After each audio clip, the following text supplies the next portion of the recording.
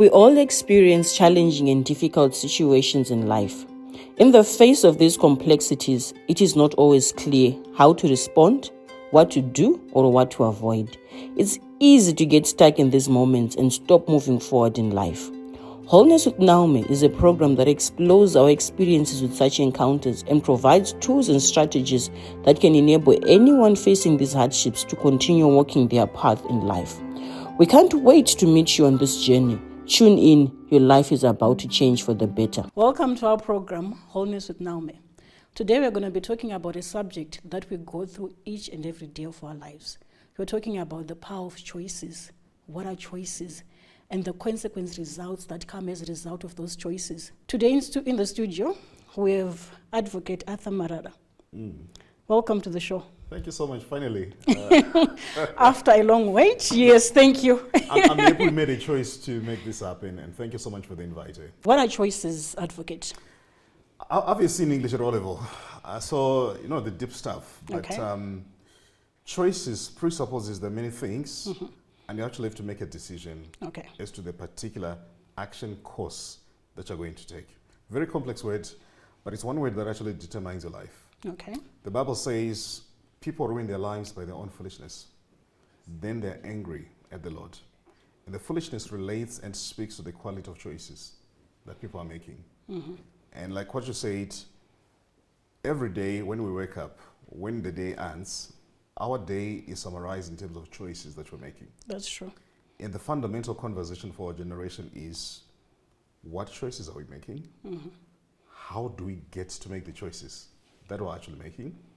And what are the consequences of the choices that we're making? And how do you begin to make better choices in your life? And what is the consequence of better choices? And one thing that we notice that the subject of choices is very simple, but the consequences are quite complex and dear. That's true. What I'm also just liking in that intro that you gave us is that you've summarized what we're going to be talking about. Yeah. That's the summary. So I've had different conversations with students at different levels. Yep. I myself grew up in Bari, so it is within that platform, where when I go home, I chat to people around, and mostly the young ones, and they're asking, is there hope for me? Can I come out?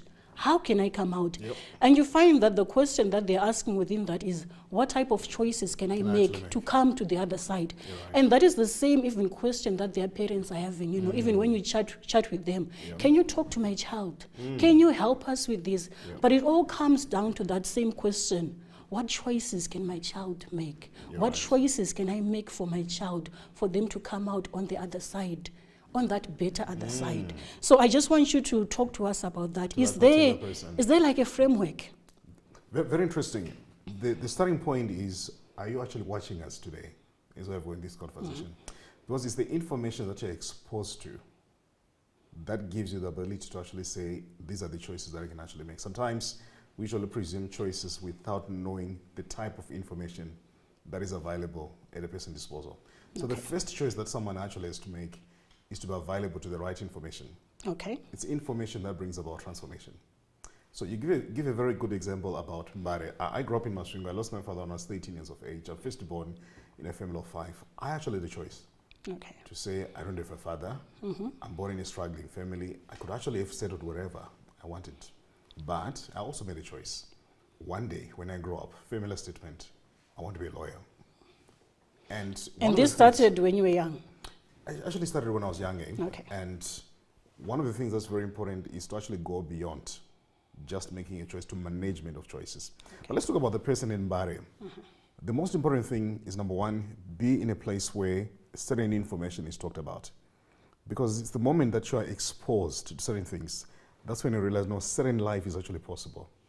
You realize when you're growing in Bari, there are 1, 2, 3 people that somehow you either knew about, got exposed to, and something within you was actually steered. That's like, true. This is the life that I want. That's true. And when we get to that level, we say, this is the life that I want. That's already a choice. But the next thing is, how do you actually manage that particular choice?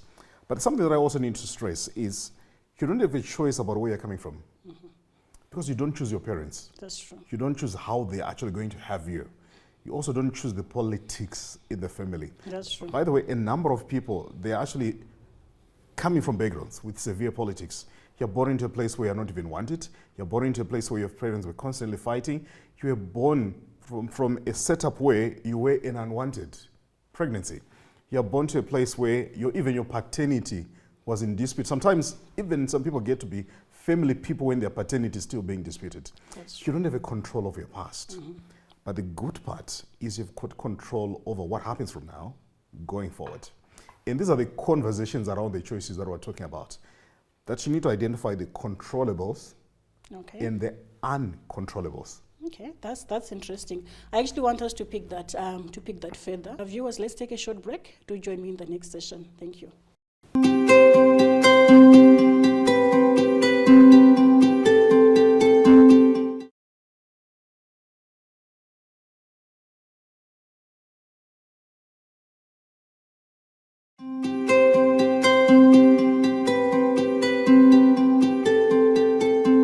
Welcome back to our program, Wholeness with Naomi. Today we are talking about the power and the impact of the choices that we make.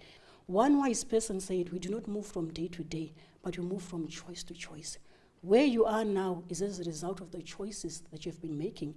And you can actually introspect, have I been making wise choices? Advocate Marara, do take us through. You were talking about the power of choices and the controllables and the uncontrollables. Exactly. So I have no control about where I'm coming from, my background. I was born to a very embarrassing surname, by the way. Okay. My father was Nemachena Amarara. So growing up, people used to make fun of me. And when I grew up, I was like, one day, I'm going to change my surname. But I realized now I can't. It's one of the most expensive endeavors I'm going to do. Why? Because that very same name which people are making fun of, you have to pay to access it because of a choice. I can actually relate to because that. Of a choice. It was so hard to get in touch with you. Exactly. So it's because of a choice. So when you say, I'm going to change a narrative around how my name is going to be mentioned, where it's going to be mentioned, and the value attendant to the mentioning, that's already a choice. So when you identify the controllables, it's to identify the things that are within your control. You're in control as to the number of hours you sleep. You're in control as to the people you can call your friends. You're in control as to the number of time you can spend on TV, the number of time you can spend on your cell phone, the stuff that you can watch on your phone, what you can listen to on your phone. It's within your control. Okay. How much time you spend on your spiritual life is within your control. But there's certain things that are not within your control. And guess what? Yes. What's going to change your life is not the uncontrollables. It's the controllables. That you control. These are things that are within your control, the habits that are actually developing. So I usually say, you are a sum total of two things. Number one, the choices that you've made. And number two, the habits that you've developed. So human beings are summarized in terms of choices and habits. Because when you wake up every day, your life is being summarized by habits. You may actually be shocked that when you wake up every day, there is actually very little room for thinking. That's true. I'm actually reflecting as you're talking. Very little room for thinking. Why? Because your life is on autopilot somehow. Why? You wake up, you do breakfast. If you're a family person, you've got children, you need to prepare your kids to school. Then if you read your Bible, you also do your devotionals. Then you need to go in a bit early just to beat traffic. You drop your kids at school, you go to work. You do school run. And that's a routine. That's routine. So human beings are creatures of habits. Okay. That's why Alexander Forbes says people don't decide their future. They decide their habits. And their habits decide their future. Which is why choices are very important, because they inform the type of habits that you're going to develop. So how do you take someone from Mbare? No offense to Mbare, beautiful place, by the way, one of the most inspiring places. But how do you move someone from Mbare to the other side of town? Number one, it's a shift in terms of mindset. Realize, no, there's nothing wrong in this place, but my heart, my desire is to go to a certain level. This is the life that I want. And when you realize this is the life that you want, your goals, you begin to define your values, your objectives. Realize, for me to get there, I don't have the liberty to do everything, because everything is not available in order for me to go that particular level. So you now need to make particular choices in terms of what you're going to do, and most importantly, what you're not going to do. Okay. And that's a summary of choices. So right now, people need to realize the power of choices. They'll make you, they'll break you. So every day when you wake up, you've got a choice. Number one, either to remain where you are, complain about life, complain about things that you can't change. Alternative, number one, be thankful about the gift of life. Number two, be thankful about the dream that you have. Number three, realize that the dream that you have is not going to manifest without you doing anything, make a choice to take action. Do something about it. That's quite profound. That's profound. If I were to summarize what you were sharing, initially you need to conceptualize Yeah. the life that you want. What is That it? dream that you have, conceptualize it. What is it? And then you start aligning your Exactly. choices Your based on actions as where well. you want to get to. Your So true. actions, your habits, they now need to be aligned to that particular place. Absolutely. So if we're looking at one of the things that you mentioned was the things that you have control over. Yeah, yeah. And I'm still talking about that child child that's looking at me and saying, Naomi, how can I get to this level which I want to get to? We're talking about the things that you have control over. Yeah. And at that stage, it can be homework. Exactly. It can be diligence in doing your homework, your Exactly. assignments, working hard for exams. That's the start. Absolutely. And then things, they start building upon each other. And then you conceptualize. In that, you're actually conceptualizing the dream that you Yeah. have. But it's building. It's now building those habits Absolutely. that enables you to get there. That's quite profound. Thank you. Absolutely. I also just want to bring in another dimension. There are adults like myself. Sometimes we find ourselves on the other side. We've made a very bad choice Yeah. and we're down. Yeah. Do I use the same framework? Exactly. Is it different? How different is it? if So it's elevating the level of thinking. What Albert Einstein says, you can't solve the problems with the same level of thinking that you're operating when you cause those problems. It's heightening and escalating your level of thinking. But most importantly, Naomi, you went into the problem because of choices. You're also going to get out of it because of choices. You see, a number of times we usually pray like, God have forsaken me. But majority of the times, very little time do we actually put to look into our contribution into the mess. Okay. So you have ruined your own marriage because of your mess. So yeah, God can help you, but you also need to be able to reflect. What's my contribution in this mess? That's taking responsibility. Taking ownership, taking responsibility. That's why you can never help anybody who is running away from responsibility. It's easier to help someone who says, I've messed up. That person, it's easier to help. You know what the AA guys do? Hi, my name is Arthur. I'm an alcoholic. That's courage. It is To courage. identify where you are, but also to say, this is not the full stop. This is transition. This is me owning up. This is me taking responsibility. So people need to take responsibility, but also to take the choice and to make the choice to say, I want to get out. At times you don't know how to get out, and that's also courage. It's also good to say, I don't know how to get out. Then look for people who can actually help you. By the way, any of the problems that are actually going through, you're one person away from a person who's not going to give you money, who's going to give you the right information, the right advice, and who's going to guide you in terms of how you can make a better decision. That's actually true. And the Word of God says there's nothing new under the sun. That's true. Something that you're going through, Yep. someone has already gone through it and they've overcome. Exactly. Can I also tell you something interesting? What you're praying to God for right now, someone is already living it. That's true. So what you're calling your dream, someone is already doing that every day, which is why don't get shocked, don't get intimidated, don't get scared. You are one person away from the life that you want. But that's also a choice to realize, okay, this is my dream. Who is living this particular dream? How can I access this particular person? And also, what do I need? I want to be accessible and also to be able to be of value to that particular level. But that's really a game around choices as well. One of the things that you're mentioning is that there's someone that is already living that dream. Yeah, that's true. Many times, for example, if I were to just throw in an example, if it is a financial dream that I want to achieve a certain level, those people sometimes, they are too far, unapproachable, busy. How do you manage to, get through to them? Because that's always a challenge for some people. I have seen this person. Yep. I do appreciate their work ethics. Yep. I appreciate how they go about their family. But even just coming close to them to say hi, sometimes it's not possible. Is there Can a way I around actually that? shock you a bit? Also now need to appreciate the importance of having one step at a time.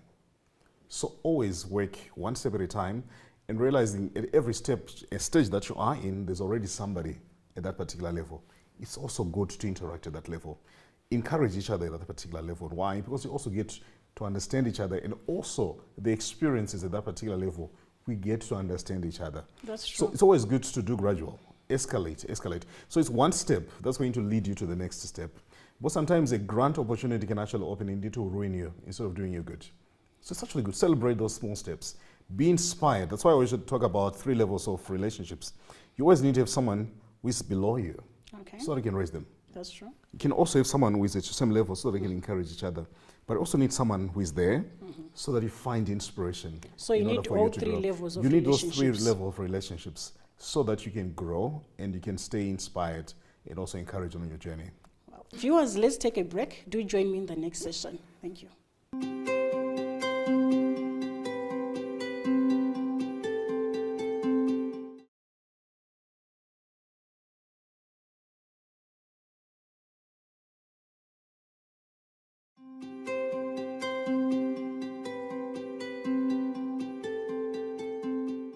Welcome back, viewers, to our program, Wholeness with Naomi.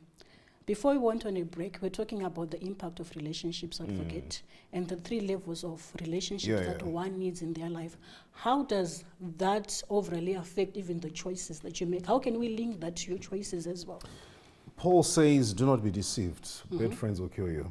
That's a good one, yes. And I think that's the best summary on the power of choices. Your life is where it is because of the people that you have incorporated in your life. If you want to change it, change the people in your life. This is a statement that I always say, if you can't change the people around you, change the people around you. So I can't change you, but I can actually change you in the sense of substituting you.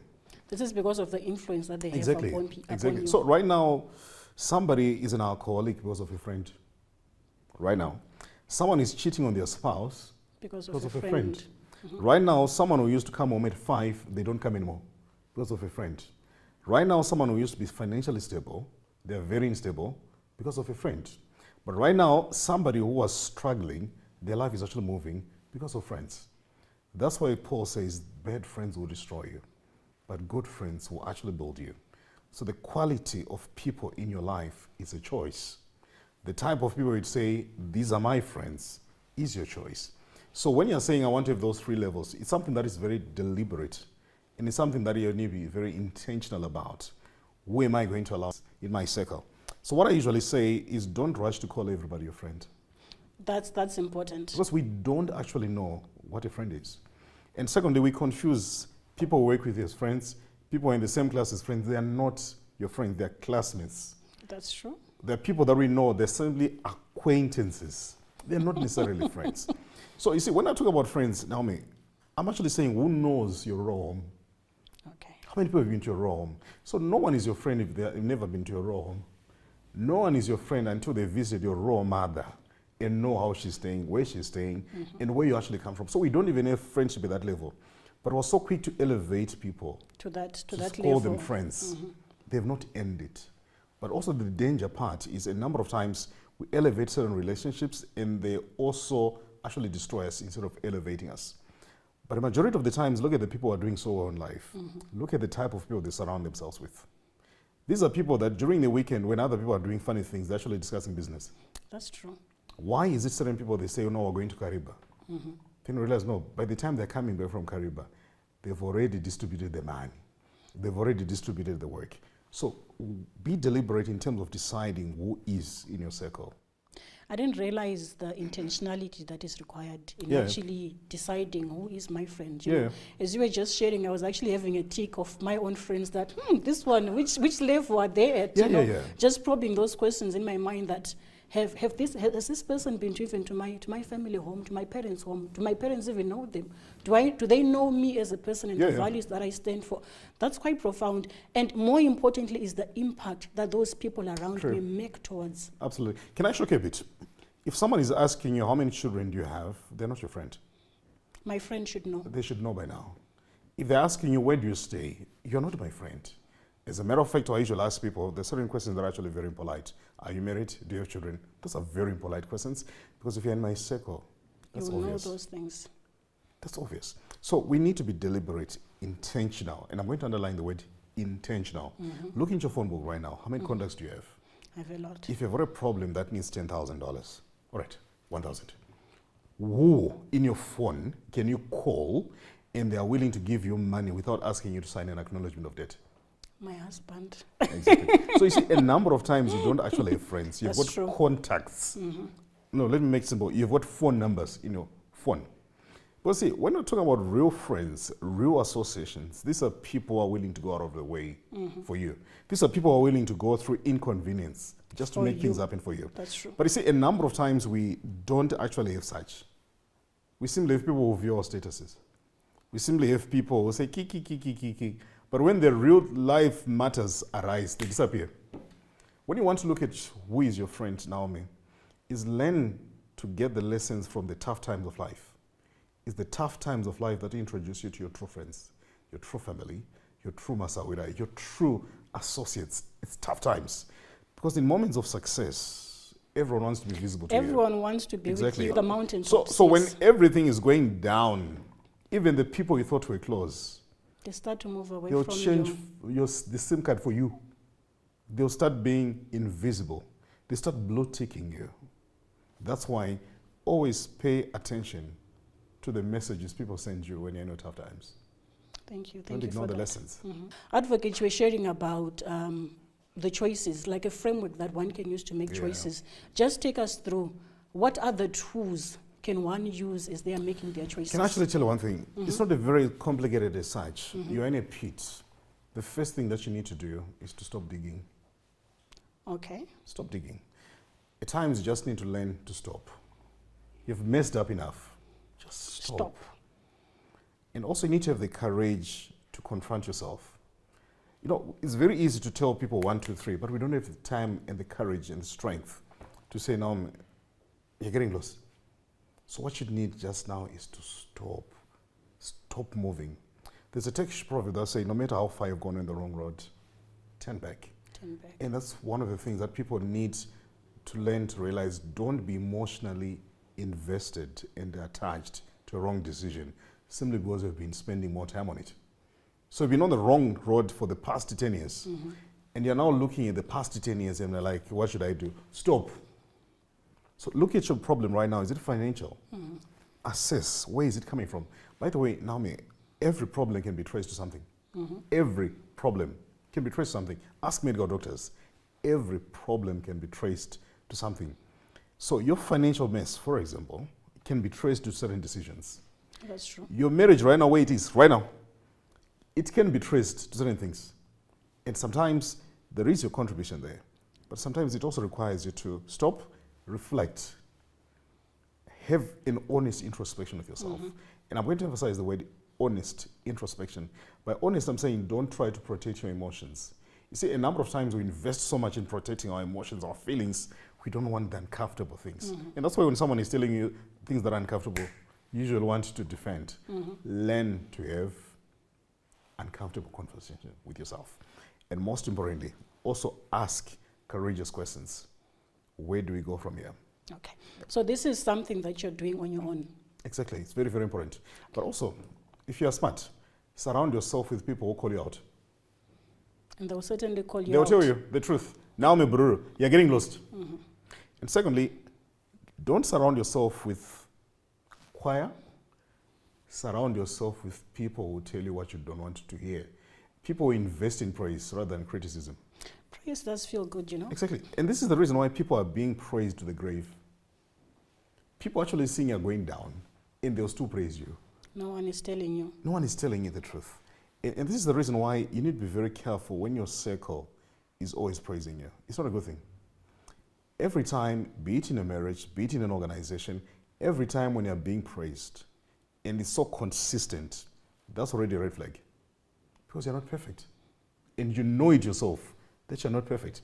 So if the people around you are not courageous enough to create that conversation with you, it means you've already created a huge barrier Between where yourself exactly and and the people. them They where can't speak to yeah, you. yeah, they can't. The only thing they can only speak is praising you, making you feel good about yourself. Majority of the companies have actually collapsed. Yet the CEOs were presenting amazing speeches. Newspapers were writing good things. Yet the company was going down. No one told them. No one told them the truth. You need friends who tell you the truth. Guys, if I'm messing up, tell me. Wow, that's profound. Tell me. That's profound. And also make yourself vulnerable enough to receive constructive criticism. You need that. Because many people will smile at you when your marriage is going down. And they're not telling you They're that not telling this the is truth. wrong. You're walking in the wrong path. Exactly. So right now, what you need to do at times, you need to learn to say, from my circle, who out of the top 5 of my contacts can tell me the truth? And those are the people now that you need to refer to. And those are the people. Thank you. And by the way, if people are not writing to you on the same platform that they're praising you, telling you about what you need to fix, you might need to change those people. I'm actually reflecting on myself now. Me too. Thank you for that. Thank Thank you. you. Thank you, Advocate Marara, for this session. It's been a great I honor. thoroughly enjoyed it myself. Thank It was you. ministering to me as well. So humble day. Viewers have heard it. There are so many takeaway points that you can take from this session that you can use for your own life to come from where you are to move to the next level that you want to go to. Before we end the show, I would want to read a quote from one of the books that Advocate Marara has written, No One Is Coming. And it reads, with everything that has happened to you, you can either feel sorry for yourself or treat what has happened to you as a gift. Everything is either an opportunity to grow or an obstacle to keep you from growing. You get to choose. Your life is as a result of the choices that you're making. What choices are you making now? Thank you so much for being with us on this program. Do continue in wholeness.